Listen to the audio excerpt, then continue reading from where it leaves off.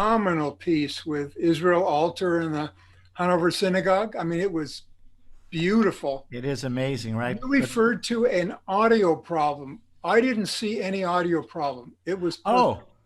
oh, okay, wonderful. Interestingly enough, Bill, I'm going to re-show it for our first piece today, since today is the anniversary of Kristallnacht. It might have been because the assistant producer who was showing it, I'm sure you guys heard it just fine. It was Yes. clear, right? Yes. For me, because she didn't share the screen, it was all garbled. Oh, no, no, no. So I'm so grateful that it Yeah, came out fine. perfect. And the image was great. I mean, Yeah, so it was both great. Okay, thank you. I'm sure you won't be bored seeing and hearing it again. I'd love to see it again. Right, Thank right. you. Oh, you're welcome. Good afternoon, everyone. Good Hello, Hello. Patsy afternoon. Palmer. It's so nice to see you. Okay. Can I ask you a question? I have to leave at 12:25. Is that too rude for me to stay on for 25 minutes? No, not at all, Patsy. Thank Not you. at all. Not at all. You Because I know, don't want to be rude to you. It's so nice to see you. it's great to see you too. How are you? Fine. And you, your Uh, family's in good health. yeah, thank goodness we're all fine. Daughter's home. Is she doing virtual school? No, our daughter actually is in Atlanta at Emory. She's online, Yeah, there. But it's her senior year, so right. she had to be on campus. But I have to tell you, I'm very proud of her. This is not a political statement, but she's been very, very involved Good. with the Democratic Party there. She's made Great. thousands of phone calls, and I told her Good for if her. Biden wins Georgia, it's really to the credit of two people, you know, to Stacy and to Yeah. Jillian Gurney, Aha, That's right. great. Absolutely. right? Good for her. That's Yeah, fantastic. she's. I have to tell you, it's not entirely shocking to me because my wife Nancy is very very involved, but Jillian just It was in her she's DNA. it is in her DNA. She's a Fabrenta. She's become a Fabrenta Democrat. Wonderful. But That is terrific. I'm yeah, happy for you. so very That's proud. Yeah, great. we can Great. all. Give them my love. I will. Thank you so much, You're welcome. Nice to see you. Rabbi Lynn Brody. How are you today? I am great. And how about you? Also good. Yeah, I'm not going to even delve into politics. Just to say, I'm the relief, Thank God. the sheer relief is overwhelming. Agreed. Agreed. That's all I'm gonna say about that. That's enough. Right? That It says is it all. pretty much. We're also Now, relieved. now the serious work begins. Hmm. Right. Well, we'll see. Getting our country back to being our country. We hope so. We hope so. Right. So today, in a few minutes, we're going to resume our second episode on George Gershwin, his life in music. Last week, we really focused on his songs, and of course, we could do 10 of these episodes just on his songs because he wrote several hundred masterpiece songs, every last one of them. Uh, Today, we're going to focus on his orchestral works, his instrumental works only. Um, but just in terms of his evaluating his whole output, it's Gershwin as a songwriter with his brother Ira as lyricist, who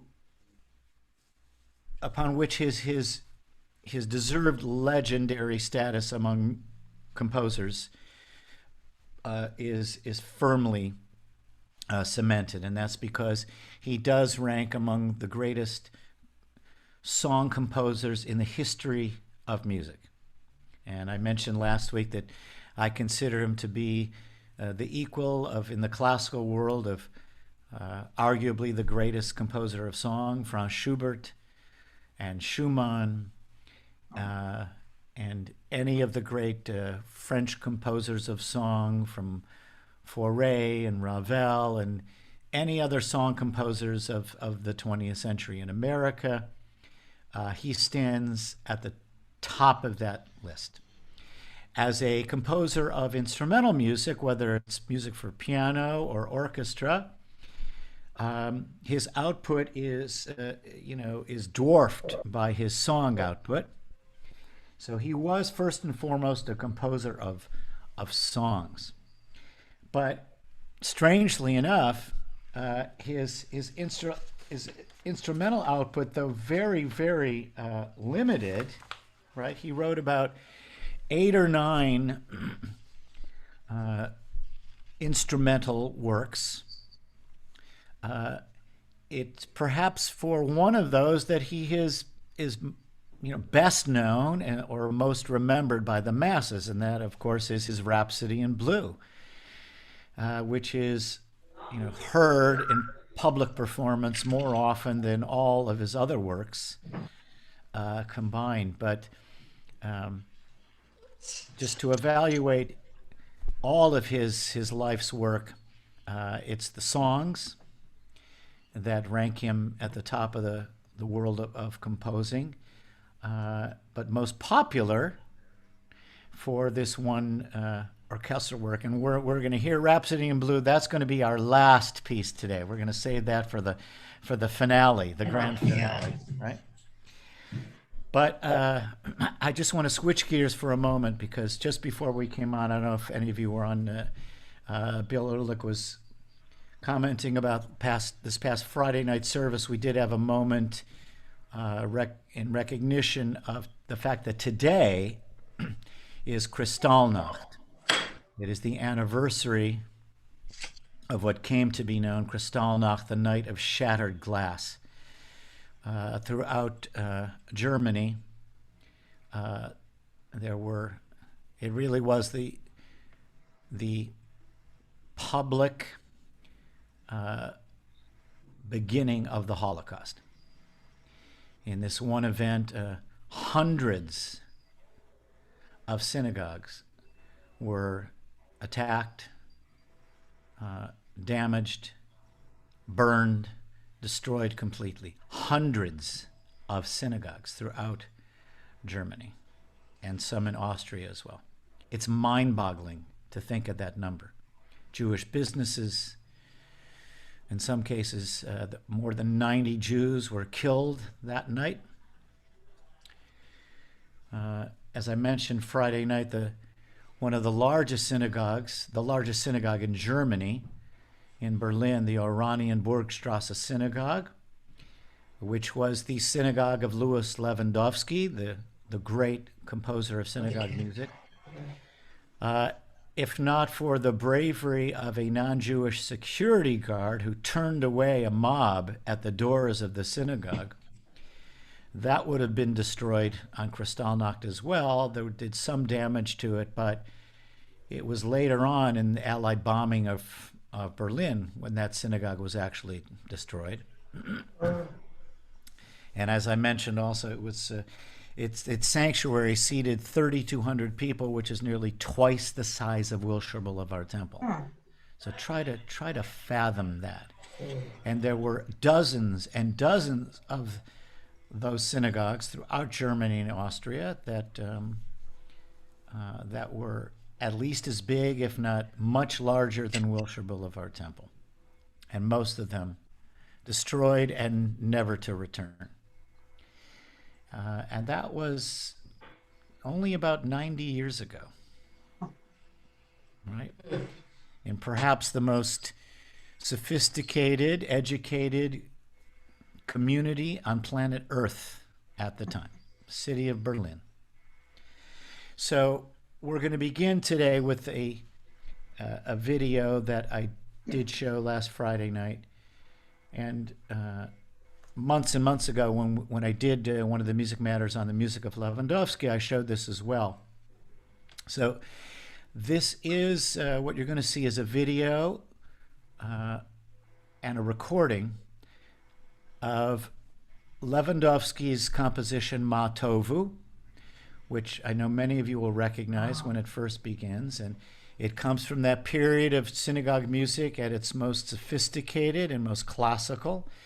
This Lewandowski setting sounds very much like the music of his own time, the classical music of his own day, of Mendelssohn, with whom he studied. He was his benefactor, and Mendelssohn was one of the great privileged Jews in Berlin of his time.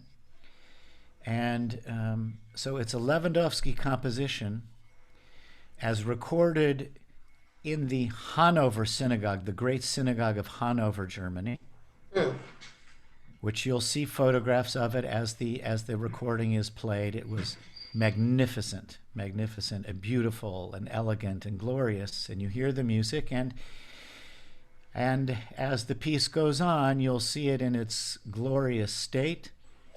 And then the stages of it as it is damaged, attacked, and burned to the ground the night of Kristallnacht. The cantor in this recording, Israel Alter, was one of the great cantors of the 20th century. He was rescued and brought to America, and he taught at Hebrew Union College, School of Sacred Music, for many years. It was my great misfortune to miss him by 2 years. He passed away in 1978, and I started school there in 1980. But you'll hear his glorious, magnificent voice singing the Lewandowski Matovu. And I wanted to include this today to mark this day that we should not forget, that this is the anniversary of that awful, awful day in our history. So here is Lewandowski Matovu, sung by cantor Israel Alter and the choir of the Great Synagogue of Hanover.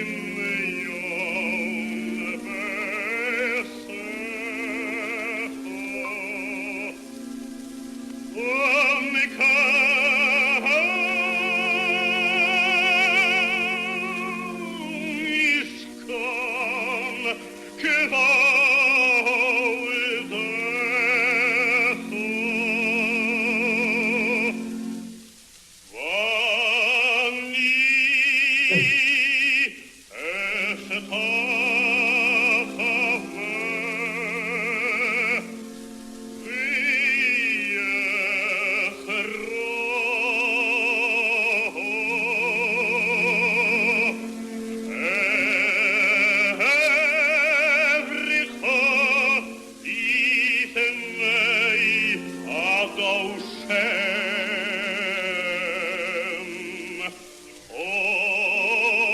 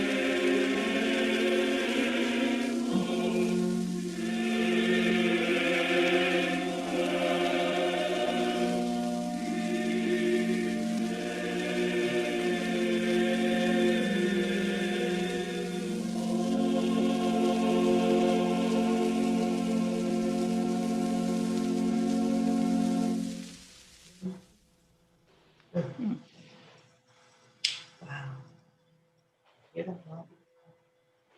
Yeah, so sorry to start on this note, but I think it's important.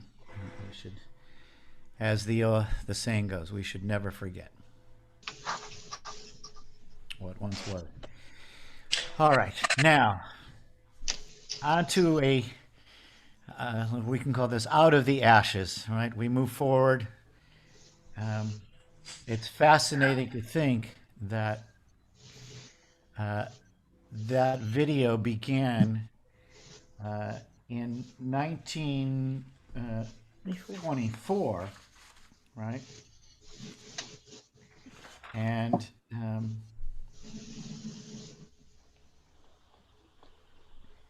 it was in 1923 when Paul Whiteman, band leader, And later. right, decided to commission George Gershwin to write a jazz band piece for him. Fascinating, right? So we're going to start today with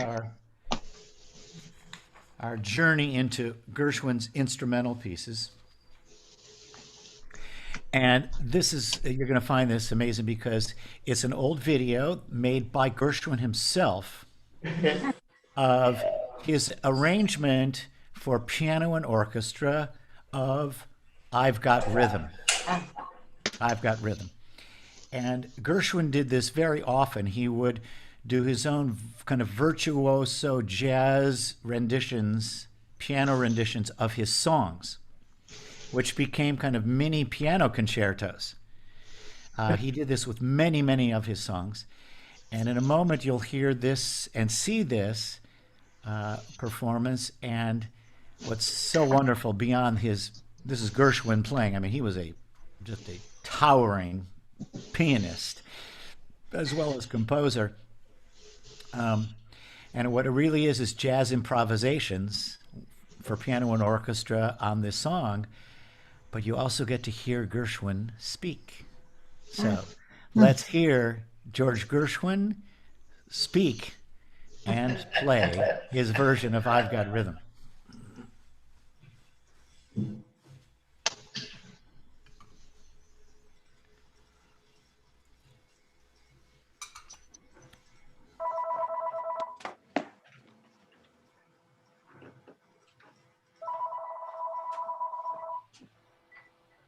Good evening. So whoever saw, you need to mute your microphones. On the Zoom thing, but no, I'd rather talk a little because it's so hard to get to. Unless you can talk later today. Okay. All right. What's ever happening, Don? Let's see if we can get it. Oh, let's talk a little now. Stand by So- a second. For those who are in the gallery, you have to mute your microphones. Thank you. And Don, let us know what's happening if you can.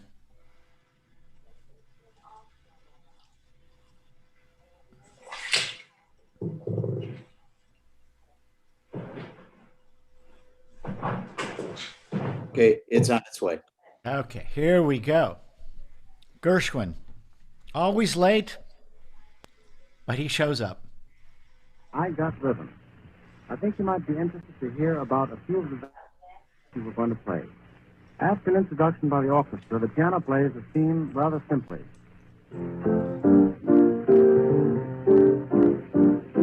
Like that. The first variation is a very complicated rhythmic pattern played by the piano while the orchestra takes the theme. Against that, the orchestra fits in the tune. The next variation is in waltz time, and the third is a Chinese variation in which I imitate Chinese flutes played out of tune, as they always are, like this.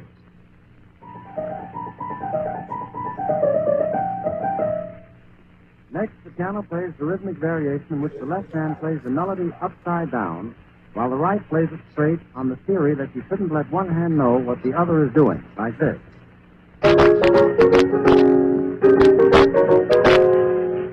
Then comes the finale. Now, after all this information about variations on I Got Rhythm, how about hearing it?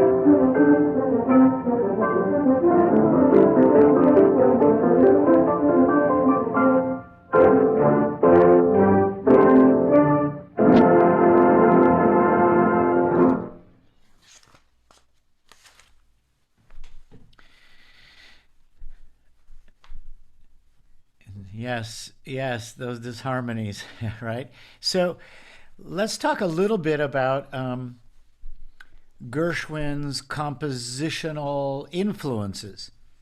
Uh, he was both intrigued and inspired by the French composers of the late 19th and early 20th century, which meant first and foremost Debussy, and then as well Ravel, and in addition another Jewish composer, Darius Milhaud, who we're going to get to a little bit later on in our Music Matters series. But he also, some of the avant-garde composers of that time, Alban Berg in Germany, Shostakovich in Russia, and Stravinsky, as well as Schoenberg. And I think we mentioned last time he had a number of these incidents where when he was in Europe, he wanted to study composition with several teachers. One was the great teacher in Paris, Nadia Boulanger, who refused him because she didn't want to ruin his natural talent. And he got the same response from Arnold Schoenberg. He said, "I would only make you a bad Schoenberg. You're such a good Gershwin." Ravel himself told him the same thing, You don't need me, you're a first-rate Gershwin, and on it went. And yet he was inspired by and influenced by their own work in terms of harmony and structure. And the next piece we're going to hear some of, I'm not going to play it its entirety because it's too long, but this is his Concerto in F, Piano Concerto in F. It's just known as Concerto in F. And when the piece came out, it met with a lot of disappointment because they were expecting a follow-up to Rhapsody in Blue, and its jazz sounds. And by the way, we'll talk more about that, but even Rhapsody in Blue met with a lot of criticism after its premiere in the Aeolian Concert Hall in Manhattan. But Concerto F was, the critics said, it sounds too French, too much like Debussy. We want more of that jazz style. So let's take a listen to a little bit of his Concerto in F with the just incredible pianist, young pianist of our age, Yu Yu Wang, playing his Concerto in F. We'll listen to maybe like the first 5 or 6 minutes of it, and then we'll go on.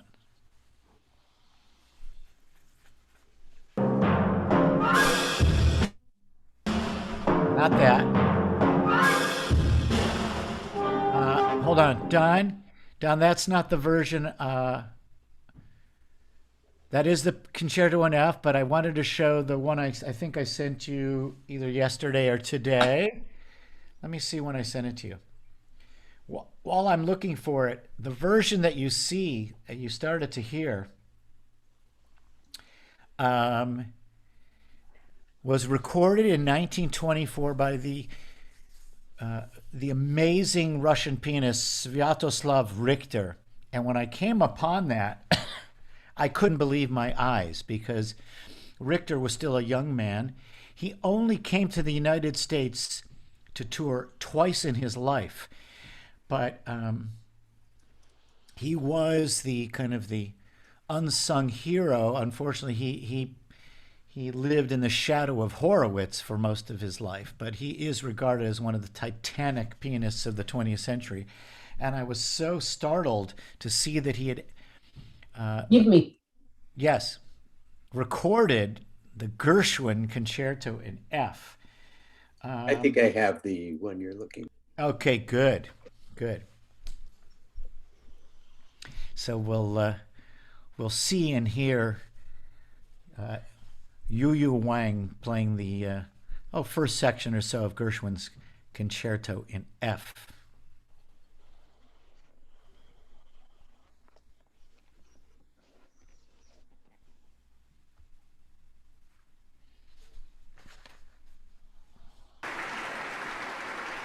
There we go.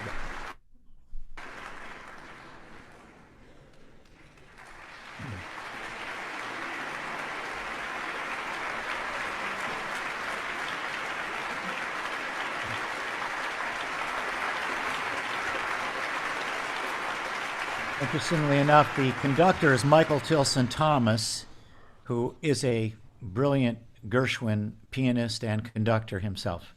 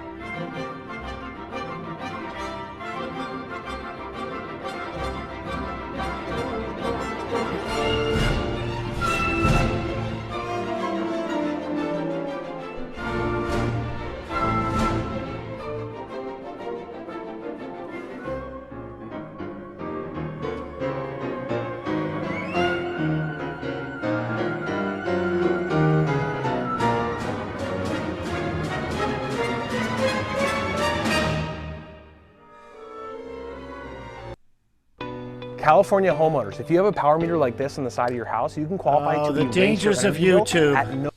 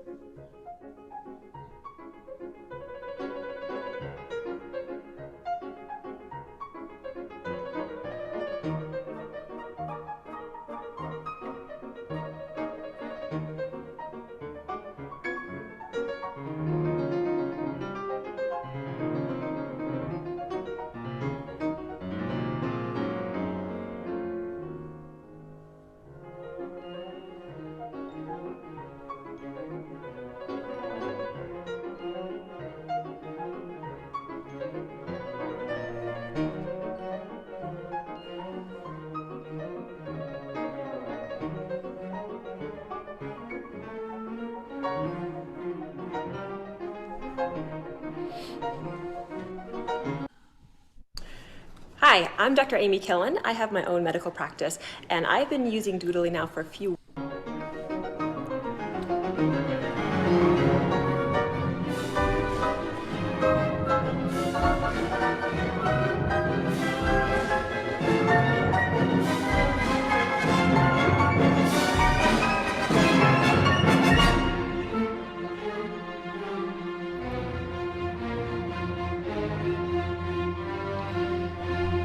And Don Levy, I'm going to ask us to exit our video So here. good.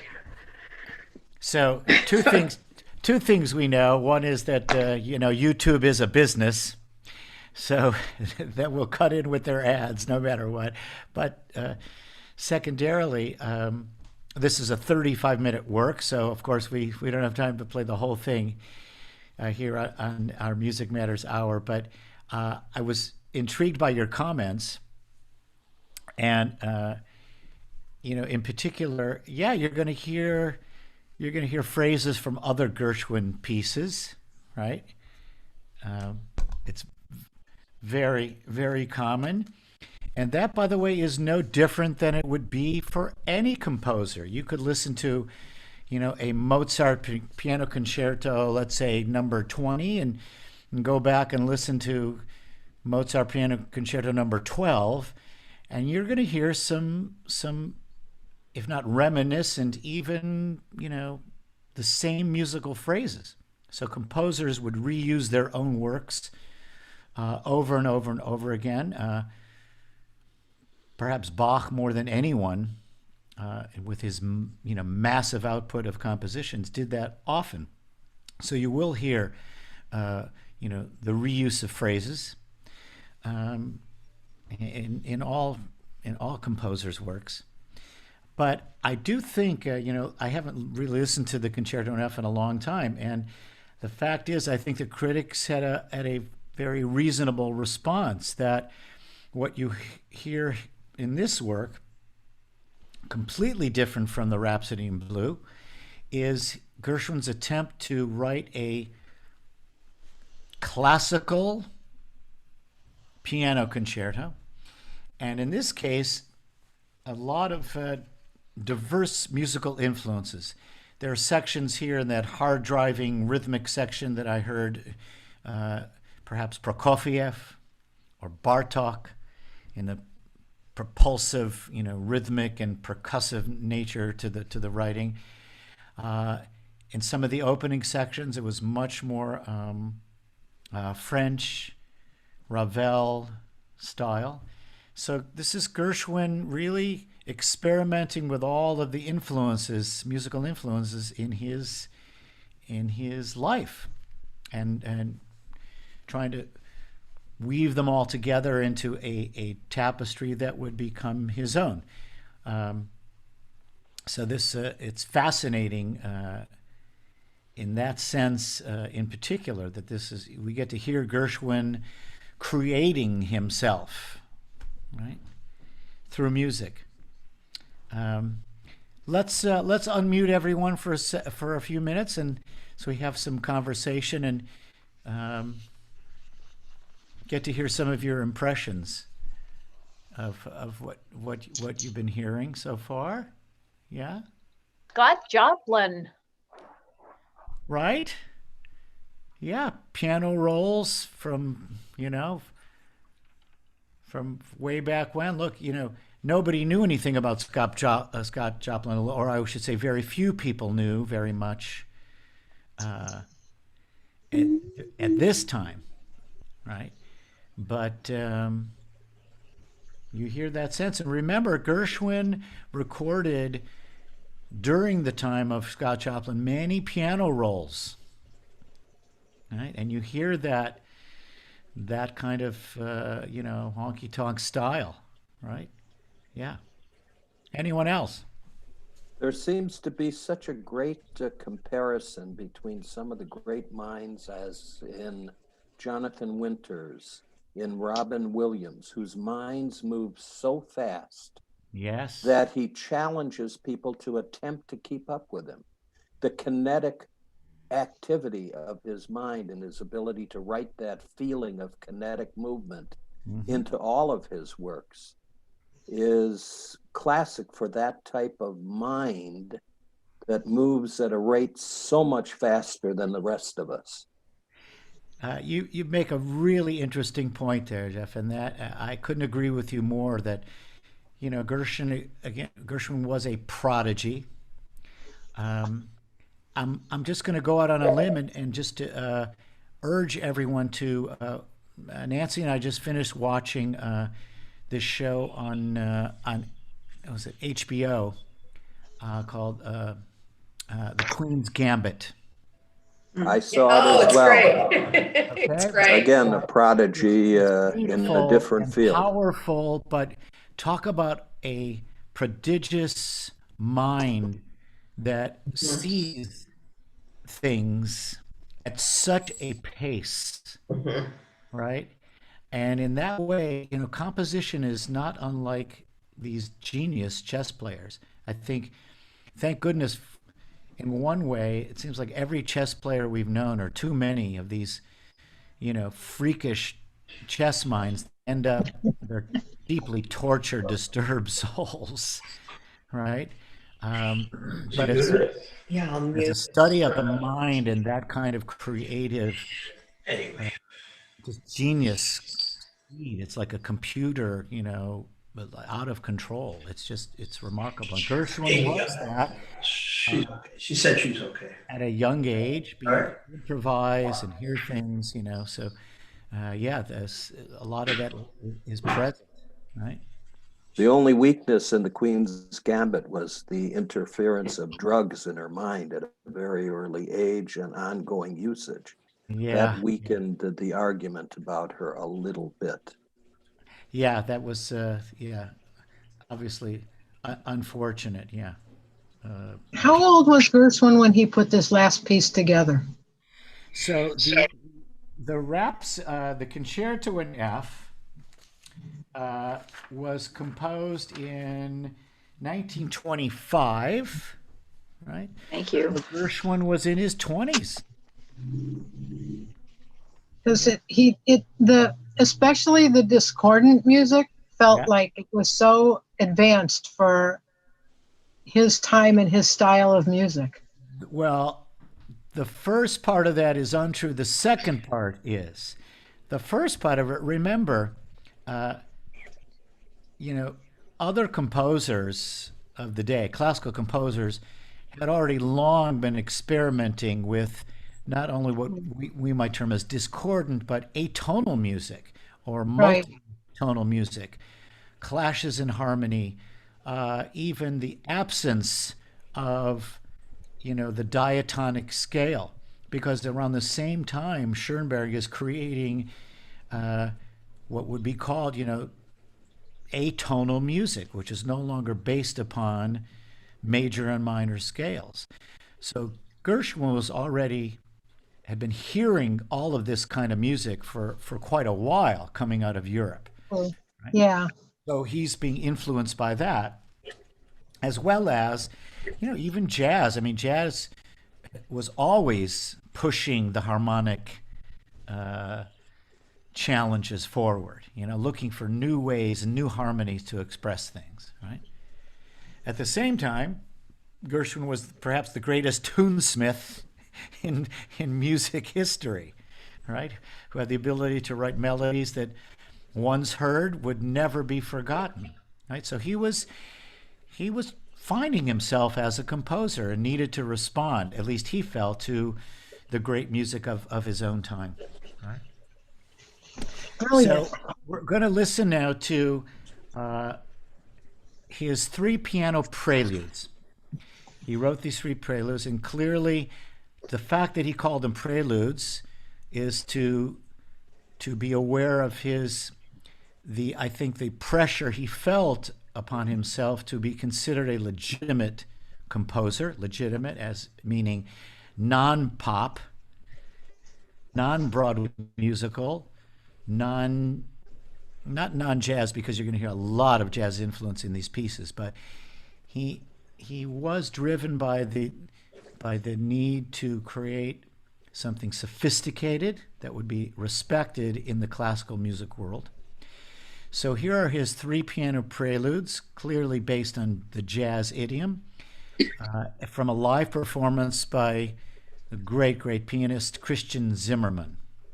And I just want to say before we hear it that Gershwin, after his death, okay, long after, he achieved the status he had hoped to achieve during his own lifetime, and that was not only the respect, but I would say the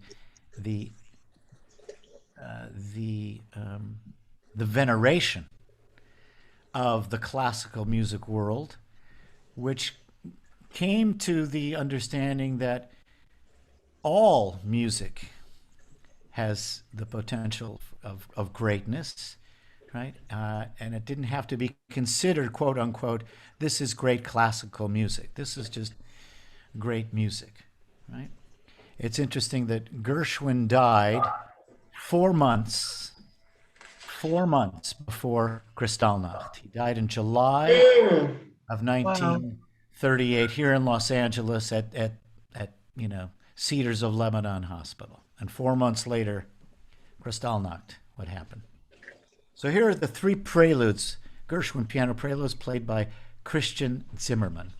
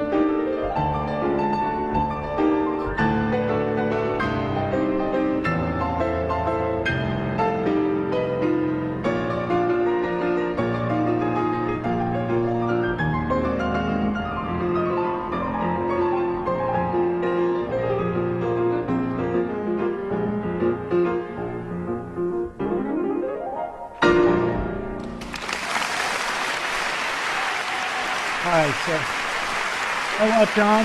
Let's stop it there. Yes, and Risa, thank you for that comment, because we do want to get to Rhapsody in Blue, but just to say that one clip there should make Gershwin very, very pleased, because here is a world-renowned concert pianist in his tales, right, at the Steinway. Clearly, this was an encore to a program that was devoted to classical piano music. And Gershwin is right there. He achieved what he set out to achieve. So now, let's get to it. We'll close today with Rhapsody in Blue, commissioned by, as we mentioned, Paul Whiteman and his jazz band. The original orchestration was for jazz band and piano, not orchestra. It was orchestrated several years later by Ferdy Grofé. And again, its premiere concert was in New York City at the Aeolian Auditorium. It was received well, but also with quite a bit of criticism that it didn't really develop or go anywhere, that just a bunch of phrases and, repeated over and over again with different, harmonies, whatever. But so much for critics. It is without question the most popular piece of quote unquote classical music ever written by any American composer. Those opening bars we're about to hear with that clarinet, which was as much influenced by klezmer clarinet as it was jazz, identifies this piece in about 4 measures. It's as iconic a phrase of music. We need to mute ourselves. Yeah, thank you. We need to mute ourselves. It is as iconic a musical phrase as these notes. Ba ba ba bum. Just as iconic as the opening bars of Beethoven's Fifth Symphony. So, let's hear Rhapsody in Blue, Leonard Bernstein conducting and at the piano, the New York Philharmonic.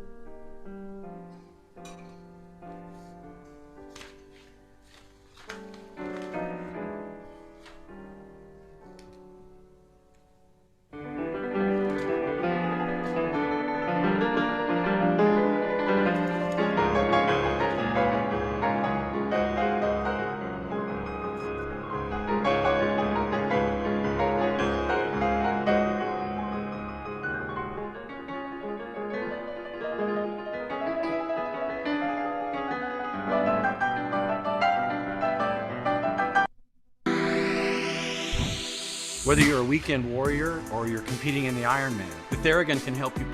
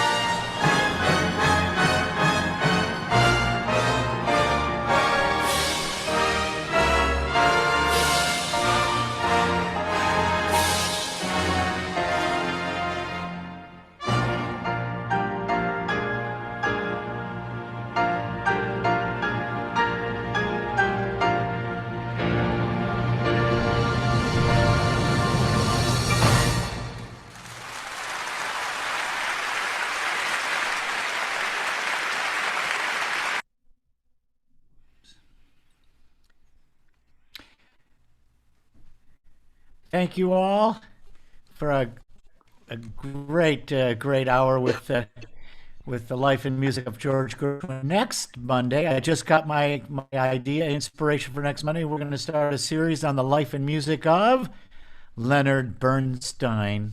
Perfect. How obvious is that, right? We'll start next Monday with that. And then the following Monday, which is the Monday of Thanksgiving week, I'm going to devote a show to songs and music of gratitude.